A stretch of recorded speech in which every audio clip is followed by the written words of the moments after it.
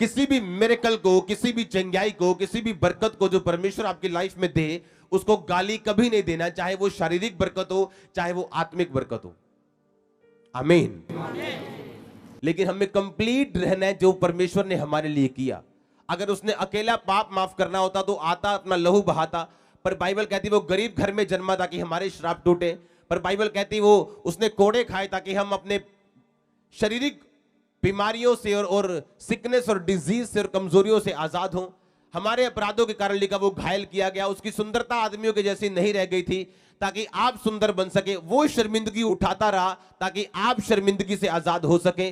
वो क्रूस जो शर्मिंदगी की निशानी थी, आज आपके लिए घमंड की निशानी इसलिए है कि प्रभु यीशु मसीह ने उसे उठाया, मारा गया, गाड़ा गया और तीसरे दिन मुर्दों में से जी उठ के शैतान का तमाशा बनाया और आज तक उसका तमाशा बनता आ रहा है।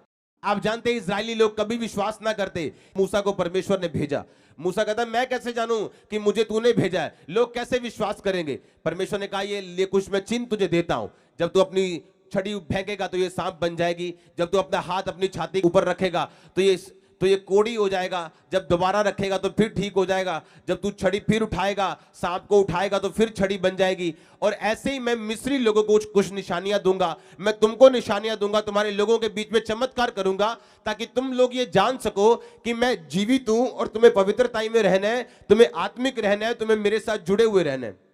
और इसीलिए परमेश्वर ने जब समुद्र दो भाग किया, उसका आज तक परमेश्वर बाइबल में जिक्र करता है, नया नियम में भी जिक्र करता है। जब चट्टान में से पानी परमेश्वर ने बहाया और लिखा लाखों लोगों ने वो पानी पिया। वो कोई चट्टान में से जब पानी बहाया गया था मूसा के द्वारा, तो वो कोई थोड़ा सा पानी नहीं था, कोई 10, 15, 20 लोगों के लिए पानी नहीं था, या 100 लोगों के लिए नहीं था। 20 लाख लोगों ने उस चट्टान में से पानी पिया और वो पानी बहता गया और 20 लाख लोग सुबह, 20 लाख दोपहर, 20 लाख शाम, 60 लाख लोग रोज उसमें से पानी पीते थे।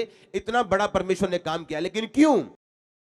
परमेश्वर ने कहा कि तुम वे दौड़ जिसमें तुमको दौड़ना है, धीरज से दौड़ो, गवाहों का एक बड़ा बादल तुमको घेरे हुए।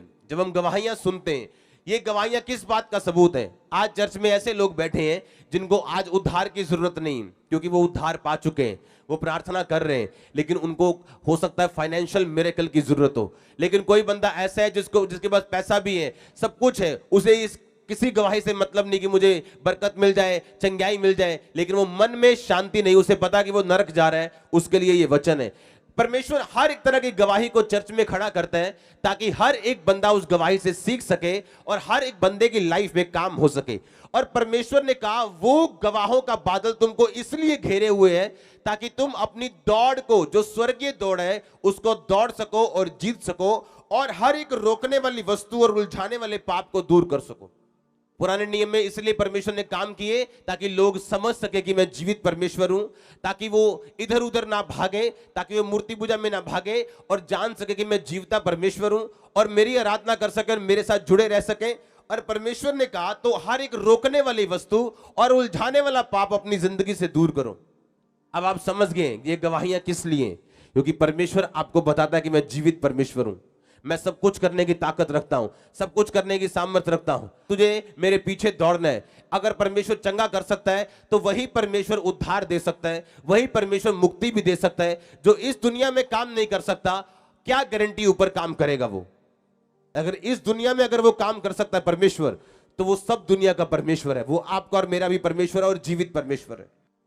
आप इस बात को कंसीडर करो, ध्यान रखो कि आपको बड़े काम के लिए प्रभु ने चुना, चाहे आज आपको उन कामों का पता हो या ना हो, लेकिन परमेश्वर की योजना बड़ी है। क्योंकि बाइबल कहती है वो कल्पनाएं और वो योजनाएं जो मैं तेरे विषय में करता हूं, तेरे लाभ के लिए, हानि के लिए नहीं। आमीन।